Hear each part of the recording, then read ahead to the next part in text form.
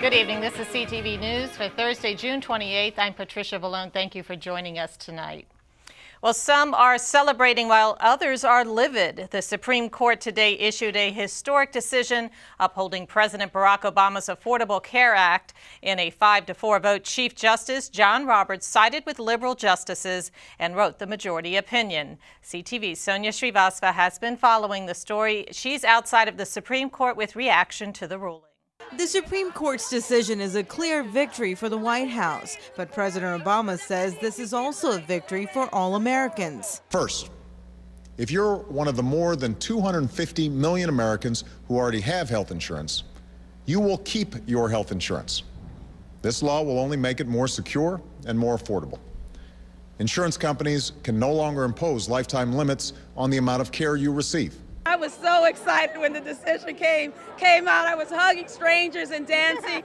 This is just fabulous. Don't like it whatsoever. It's turned the mandate into a tax, and I think that's going to be a regressive tax that's going to hurt the poor the most, and it's not going to help our healthcare system in any way, shape, or form. The decision fundamentally transforms healthcare in the U.S. It upholds the critical piece of President Obama's Affordable Care Act, the individual mandate. The ruling will also allow an additional 30 million Americans who currently don't have health insurance to be covered by 2014.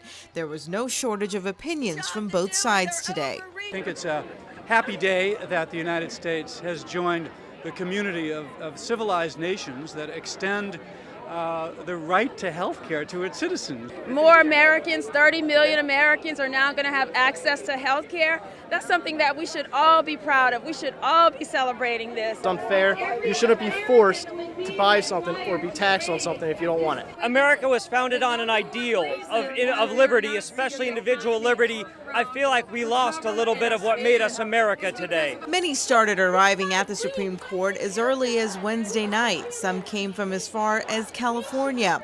Chanting, singing, the crowd brought signs that were amusing, insulting, as well as thought-provoking. Obamacare loves kids! Obamacare loves kids! Many opponents that we spoke to of this decision say this will galvanize the Republican and conservative movement even more, and it will certainly have an effect on November's election. It's about two things, jobs and repealing Obamacare. That's it.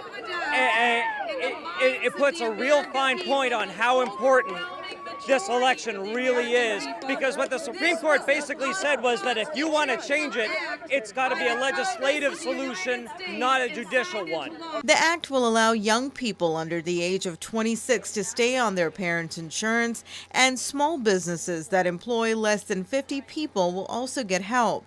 And those with pre-existing conditions cannot be denied coverage. And seniors will also be able to avoid the Medicare donut hole. But many opponents we spoke to say the country simply can't afford it. We already pay taxes. We pay a lot of taxes, but that's all those taxes are given to the states to distribute. There's less government corruption in certain parts of the government. There would be more money for those programs already there. Why do you need more programs? I'm just wondering. This entire mandate, the individual mandate and the rest of the bill was upheld. It means a lot for women, means a lot for this country, and means a lot for the citizens of the U.S. because healthcare is one of the most essential things that I think we all should have. At the Supreme Court, Sonia Srivastava for CTV News. And Republican presidential candidate Mitt Romney is also reacting to the decision. In an issued statement, he says, quote, "What they did not do is say that Obamacare is good law. Obama law was bad law yesterday, and it's bad law today."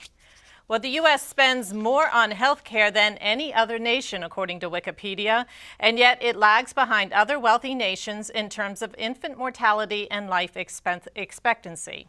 And joining us now to discuss how the Supreme Court decision could change health disparities and access to preventative care is Dr. Stephen Thomas. He's the director of the Center of Health Equity in the University of Maryland School of Public Health. And welcome here.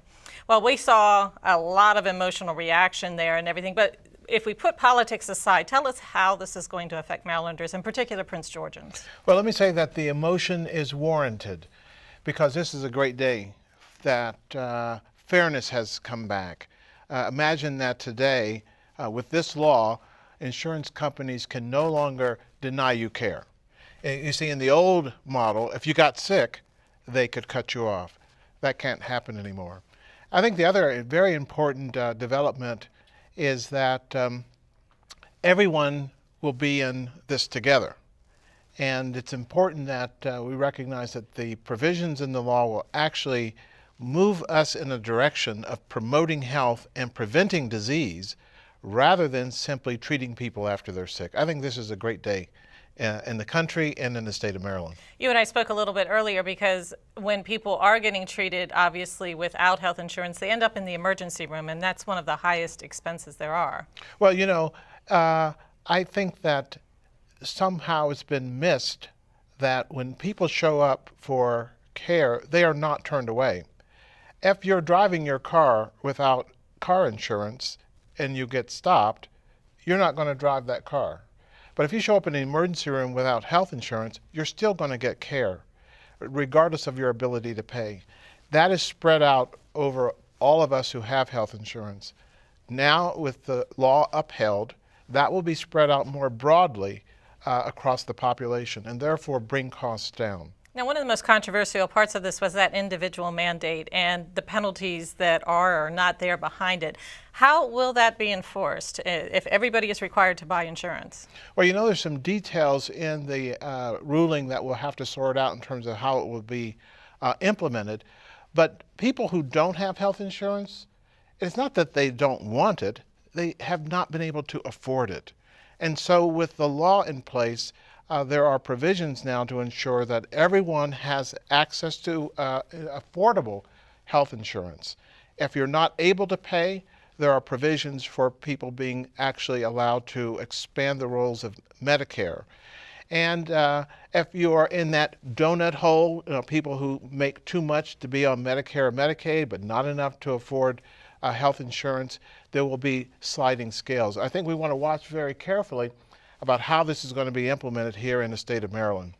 And let's talk about that for a second. If we're talking about the individual mandate, and you know, there's a penalty, obviously, if you don't go out and you go to get your insurance.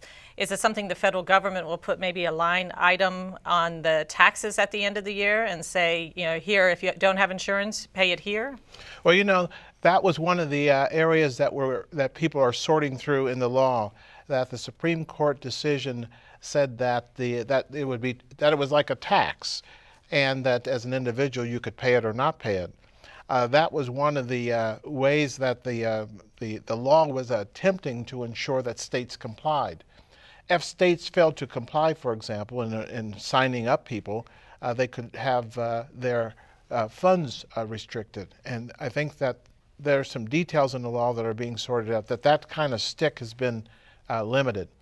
So I think the vast majority, the millions of people who don't have health insurance, should feel very good about getting it. And I think that in the fullness of time and with maybe programs like this, people will realize that this is a net good for everyone. And we've run out of time, but I just wanted to mention that things such as pre-existing conditions and teenagers or young adults can now keep their insurance on their parents' insurance until 26. Amazing. So, yeah, so that can affect true Maryland. benefit. All right. Thank you so much for joining us. And we just want to mention that meantime, stocks of hospital companies rose sharply and insurance companies fell immediately after the decision was announced that Americans must carry health insurance or pay a penalty.